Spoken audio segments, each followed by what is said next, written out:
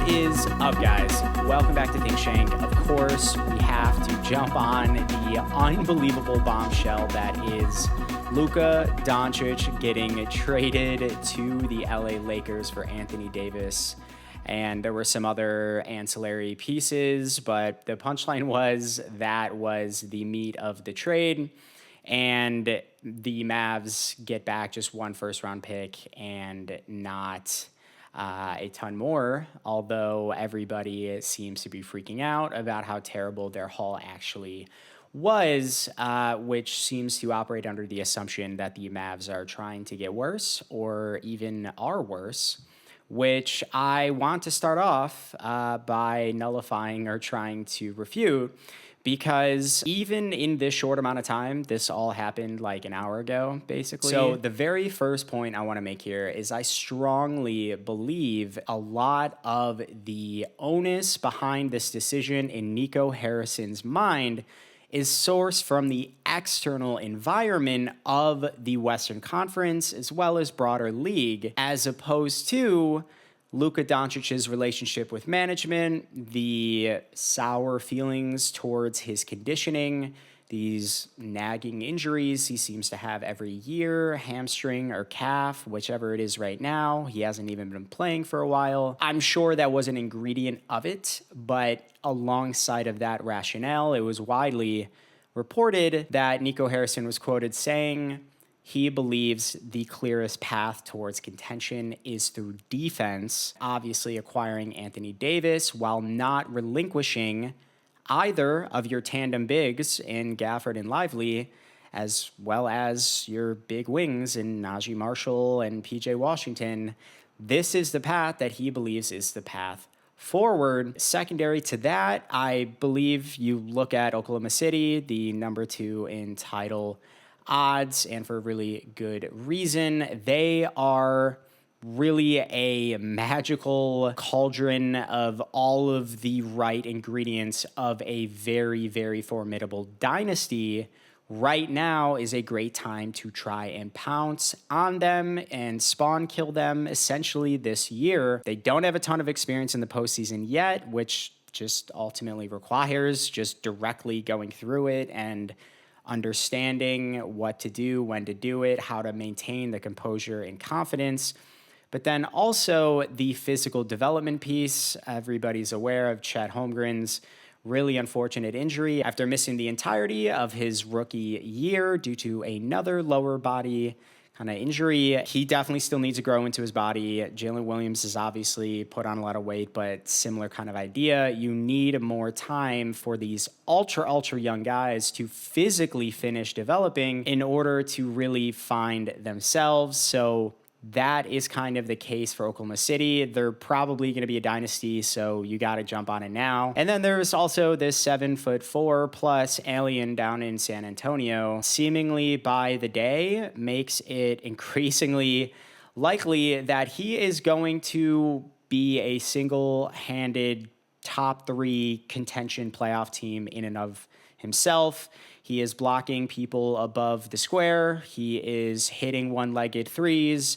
It is unbelievable what he is showcasing. It is the rate of the growth that is the most terrifying component of it. Really reminds me of like the symbiote from Venom, where it just grows and fucking takes over everything. I don't know. So that is the case as far as the standings go for the snapshot of the Western Conference this year in contention. And then more broadly, at like a higher philosophical level, Nico's totally right when it comes to the defensive requirement to contend.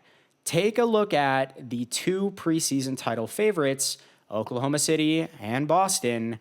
What do they hold their hats on? They were both forged in elite defense. That was the original concept. Switch everything. Even if you're slightly undersized, Drew Holiday, Derek White, Lou Dort, Jalen Williams, it doesn't matter. The idea is being able to scale and be versatile in your defensive assignments and to eliminate all defensive chinks in the defensive armor, if you will, and not really give up any threes. Obviously, Boston made it their MO to thread that needle even further, to both do that thing as far as defend the perimeter better than anyone, but also get guys who can hit a lot of threes themselves, which just becomes a very simple math equation that everybody is well aware of. Oklahoma City is still trying to crystallize its offensive philosophies as far as not leaning so much on its generational player in Shai Gilgeous. That is their ceiling determinant. Everybody who has been tuned in this season is aware of that. They really do need to figure that out. And frankly, I'm not super sure that getting Chet Holmgren back is just going to magically alleviate that risk. But the defense is very clear. If you want to contend effectively with either team, it doesn't matter. The elite defense is a non-negotiable. They're actually that fucking good that you have to be able to return fire defensively, I guess, in order to really stand a chance. Steve Kerr had a really great quote about that as far as coming out on top of Oklahoma City, where he was basically like, you can't be trailing going into the fourth quarter. They are notorious for the second half of the third quarter, the first half of the fourth quarter. You cannot be in a hole going into that home stretch of the game because OKC has the ability to really put the clamps on you defensively. That is what I mean. Even though you have incredible firepower, Luka, Kyrie, what have you, now coming into this season where they can employ a double big lineup, they're only going to get wiser, smarter, more mature, more confident, all of the things. You can't lean on incredible offensive firepower to overcome this level of defensive excellence and this kind of infrastructure. You have to be able to stand a chance against the team-wide offensive execution of the Boston Celtics, who have been playing together for 45 years at this point, and Oklahoma City's unstoppable downhill penetrator in Shai Gilgeous, who is going to get everybody in rotation anyway. You have to be able to get into the mud and try and compete on that defensive end because there is so much defensive talent and such a strong defensive apparatus in place. You essentially have to get there. The Mavericks got better, and even more than that, I actually think that they are now the title favorites, or at least the favorites to come out of the Western Conference to me now. And I know that's going to sound nuts because they just gave away their generational centerpiece in Luka Doncic. Let me explain. Number one, Anthony Davis is a walking top 7 defense in and of himself, absolved of am I playing center? Am I playing power forward? Top 3 defensive player in the league, completely switchable 1 through 5. Unbelievable shot blocker, unbelievable instincts. He is going to be flanked by very stout bigs in Lively and Gafford now. Incidentally, we're not even included in the outgoing shipment to LA, even though they had very clearly had a shortage of centers. But on Dallas's end, this is a huge part of that defensive vision in Nico Harrison's mind. You are now looking at Kyrie, Klay Thompson, or Grimes, depending on the matchup, PJ Washington at the 3, Anthony Davis, and Derek Lively and or Daniel Gafford. That is a pretty clear indication to me of the best length in the entire NBA, 3 through 5, PJ Washington, Anthony Davis, Derek Lively as your 3 forwards to bigs. And then obviously Kyrie is going to be manning point.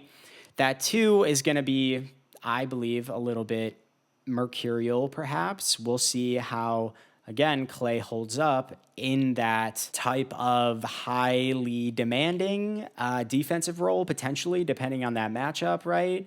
You know, he would be the one guarding Jalen Williams, let's say. Obviously, they'd put PJ Washington on Shai, but that is kind of my point. If he's going to be guarding the secondary guy, perhaps, maybe Anthony Davis, but it's going to be something that other teams are going to try to exploit. Even if you go Klay, PJ, AD, Lively / Gafford, that is insane. Do you not understand how long and athletic that starting group is with a very small, undersized guard that sure can be attacked, but now you have Anthony Davis roaming around, unleashed, if you will, on the defensive end to gamble when he wants, to swipe at you from behind, to get every single rebound, kind of similar to Karl Anthony Towns with Minnesota last year, where he left and they're like, holy shit, now our guards have to rebound. Yeah, well, now the Mavs backcourt can get out and run because there's a really good fucking chance that Lively or Anthony Davis are going to get every single defensive rebound. You're not going to have to worry about it. So then it becomes a foot race between Kyrie, one of the best downhill finishers, especially in transition with his flashy handles and insane finishing abilities. PJ Washington is an absolute raptor in the open floor. I just think that's a perfect analogy for it to me, where unbelievable athleticism at his build, like 5'8" or whatever it is, but he plays bigger and he's just always just feels bigger, especially in transition. You know, the quickest guys back on the opposing teams are going to be most of the time the smallest guys, and so he's just going to eat you alive. If Clay is in that shooting guard position, he's going to be spotting up, which is just going to tear guys apart, trying to run back and transition even more. Or it's going to be Grimes, who is lightning fucking fast as well. I love the idea of supercharging their transition game, of course, again, spearheaded with Kyrie. I just think that's going to be super effective and viable given the length and size of their front court in defensive as well as offensive rebounding. Next point that I think is super important is that the Mavs others, PJ Washington, Najee Marshall, Spencer Dinwiddie, Quentin Grimes, they have really showcased a higher offensive floor than I think most people really gave them credit for. And obviously, the Luka Doncic calf strain or hamstring injury, whichever one it was, fat people problems, apparently, that really allowed these guys to showcase to Nico Harrison that they can really fucking play, especially on the offensive end, and especially PJ Washington. This guy has game, and it really isn't just about cutting and stuff, which is going to be super important now, and it clearly is a huge play to his strength, getting a hub like Anthony Davis, who the Lakers and JJ Redick just decided to actually lean into, and what do you know, their offense actually elevated. So that's going to be really helpful for PJ. He just has incredible feel and instincts all across the floor, and shifting him to the small forward position now is an absolute fucking joke. That dude is going to swallow anyone alive, and with Anthony Davis on the backside, also going to be swallowing everybody alive. And you have Derek Lively on the back end as well, just guarding the cup. It's going to be fucking hilarious watching teams try to score. Najee Marshall was another super great story, proven to have offensive creation chops and really quick twitch instincts, I think is the biggest thing for me. Getting kick out passes and knowing when to attack closeouts and when to make extra passes. And he's finishing super well in that short mid-range region as well. I just feel like these guys aren't bums on offense whatsoever, and obviously most people haven't been watching the Mavs since Luka hasn't played in a month, and Kyrie has also been in and out in that stretch, but they've been winning games, and they've been super fucking competitive on the scoreboard in a lot of these games, granted again because their defensive floor was so high, but it hasn't been that bad. I know he's not that good, but Dante Exum as a fucking shot in the arm, granted, terrible decision maker, absolutely horrendous, and takes at least 3 batshit insane shots a game. I'm sure Kid is going to keep that limited. As a chaos agent, him and Hardy, who can definitely make shots in a pinch if guys don't have it going, or if there are just slow-footed defenders on the opposing side. You know, we are talking about margins, especially in the postseason, but you understand what I'm saying. You have those kinds of chaos agents, the shots in the arm, come in, get the energy back up, mix them in with some of the starters, a super elite point guard taking lead. You have a very easy 2-man game or 3-man game with Anthony Davis even handling him and Lively. double big type of situation. We've seen that be pretty fucking effective over in Minnesota in previous years. You also just have the junkyard ball option that the Rockets employ all the time with Şengün and Amen Thompson, where Şengün will just do some fucking wild walrus spin hook shot that's super low quality, but it doesn't even matter if it goes in or not because they just have all of these guys just absolutely mobbing the offensive glass, huge part of their offensive game plan, and they can't really make shots anyway, so they have to. The Mavs probably don't have to, but they still can play this way because they're going to be enormous. PJ as well, I just think is going to be super, super happy and excited about his new role because he'll be able to do what he does best. Get out and run off the defensive rebound, attack and transition, read your teammates' incredible engines and focal points of the offense, playing through AD. Kyrie, obviously one of the best dribble drive penetrators in the NBA. PJ Washington just needs to figure out when to cut, and he is going to get so many open short floaters or just attacking closeouts and making those extra reads that he's gotten increasingly comfortable making, because Anthony Davis and Kyrie Irving are going to command so much attention every time they get near the basket. And now the difference is, from a Luka Doncic scenario, Lou Dort is too fucking small to stop AD. That was an issue for Luka in the previous postseason. Everybody kind of does know at this point. Luka Doncic, not really bothered by Jaden McDaniels type of length and speed and fucking boogeyman shadowy shit. No, you just got to be really fucking strong, because all Luka wants to do is lean his shoulder into you and read your footsteps and body movement until he can get free throws or get a shot up. Lou Dort is a tree trunk and a fucking bus and can't actually be physically moved unless you're 6'10"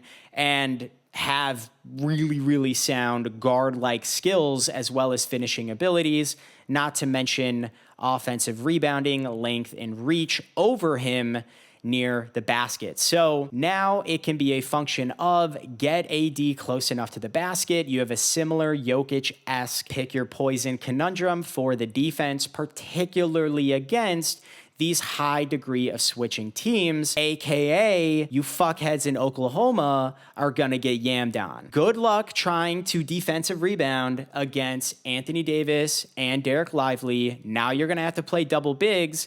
And sure, AD hasn't shot super, super well basically since the bubble championship, but still has a ton of floor game. And this leads us to the crux of this trade in Nico Harrison's mind. Defense at an elite level is a requirement, not a nice to have, looking at the league and winning a championship through the lens of who are the top teams right now. Oklahoma City and Boston, they were forged from the fucking cauldron of elite switchable, perimeter-oriented defensive infrastructures that are going to be able to turn up the heat on you as soon as they get the edge throughout the game. That's why Steve Kerr said like 2 days ago, you cannot be trailing against the Thunder going into the fourth quarter. They will suffocate you like a boa constrictor, and you will fucking die from the physicality that they're allowed to give you. Whole different conversation, but they get away with a ton of shit because they purposefully play undersized. It's a true thing. I highly recommend reading Kirk Goldsberry's book, Sprawl Ball, all about it. It's why Draymond Green is allowed to play center even against enormous mismatches, is because he's fucking mauling them to death out on the court. But it holds true for their counterparts in the Eastern Conference as well. Definitely not as physical. They are fucking robots built on an assembly line in a lab with some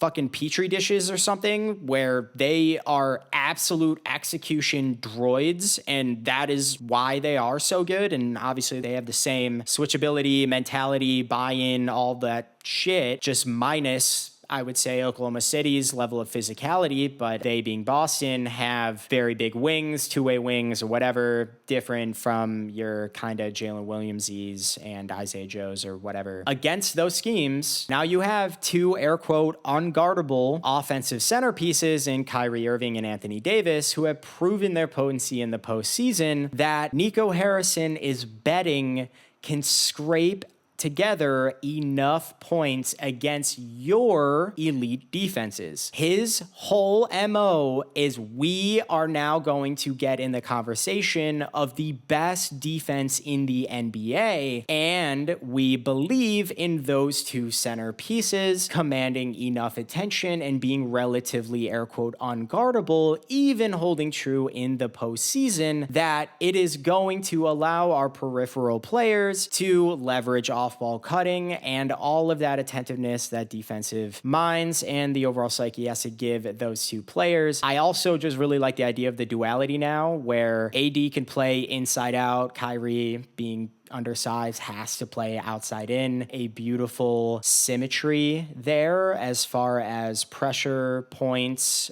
proposed to opposing defenses, where congrats, you were able to prevent Kyrie Irving from penetrating inside of the paint. Congrats, Oklahoma City. But now you're giving up Anthony Davis post-ups near the elbow where you were probably going to be close to undersized to begin with, provided that you're not actually switching anything, which is just going to allow him to more than likely get a half step on the guy originally on him, which, as we all know, is more than enough for him to either score or leverage the advantage being created to generate good looks and keep the whole washer dryer spin cycle going. That is the ideal. Just like Dame and Giannis, good luck switching that, because the big is going to punish the small guy if they switch it. And if you have a mobile roaming big who is quick enough, he is going to capitalize on any half step he gets on his original big defenders. If you hit him with the pocket pass or what have you, Lively's also proven to be a pretty effective center of the floor outlet passer, like your Mason Plumlee's, Yusuf Nurkic's, et cetera, et cetera. I actually want him to be even more aggressive, and he seems to have an absolutely perfect kind of mindset as far as being a team player and playing his fucking heart out. Not to mention the fact that Lively held up pretty fucking well guarding even perimeter players in last year's playoffs. I know that there is a ton of buzz around Anthony Davis not wanting to play center, wanting to be in the power forward position. That's where he played back in the 2020 championship run. Well, yeah, obviously that is a huge desire of his, but he doesn't have to play at the power forward position all the time. Yes, Dallas has the luxury of that tandem big situation, Lively and Gafford cycling them in and out. I just think about the dexterity defensively, and I think it could translate a bit to offense as well. If you were to just go even more mobility, quickness, lateral quickness, recovery, transition, open floor running with AD at the 5, again, all depending on the matchup. And again, we are talking about title expectations here. They didn't even get multiple first-round picks for probably the third best player on planet Earth. Obviously signals this wasn't a tanking move. This was the opposite. This is a win now move, unlike almost any other, because obviously as well, AD is 30, Kyrie is 33 or what have you. They are now orienting around a different type of timeline, which again reflects those earlier points I made, where Oklahoma City is basically a breeding ground of an up-and-coming dynasty, just lacking postseason experience, physical development. Looking at you, Chet, sorry. They are definitely beatable at this current time, especially with their offensive ceiling stuff. Everybody knows that's their determinant of how far they go against more experienced guys. And also you have this 7'4", 5', 6", I don't even know, alien freak in San Antonio who is going to be a single-handed top 3 playoff contention engine for the next decade and a half, probably starting probably next year, I would guess. The broader NBA just doesn't have a lot of time before, honestly, either of those scenarios coming to fruition. So I really don't fault Nico Harrison for really seizing the moment here, even though it clearly is costing the franchise a nail down next decade of having Luka Doncic and a generational superstar in their clutches. I actually have the Mavericks now as my top ranked team to come out of the West at least. That is my gut reaction. I previously had them as the number 2 behind Oklahoma City. Frankly, I really like the way that they match up with Oklahoma City, and obviously they have beaten Oklahoma City, I believe, the most out of any team in the NBA. There's some weird PJ Washington and Shea thing with playing together on Kentucky. Obviously, PJ really did that team really dirty in the postseason. I just really like the way they match up with them, honestly. If there was a Western Conference Finals this upcoming year without this trade even taking place and all things being equal for OKC and Dallas, I kind of still really like Dallas's chances there. And now what we're getting is definitely more offensive ambiguity. But again, we will see what kind of potential clarity or blossoming we see from PJ Washington's, from Najee Marshall and Grimes. All those things that we saw when Luka and Kyrie were in and out of the lineup. These guys can really ball, man. But it is all coming on the backs of this is going to be a top 3 defense. And they have the flexibility to even adjust how their stellar defense is going to be oriented in relation to their actual opponents. Are they going to be guard driven? Are they going to be Jokic driven, etc., etc.? It really will not matter. Nico Harrison's vision that you are not going to be able to score on us, and I like our chances of the 2 superstar focal points on our roster being able to scrape together more points than yours.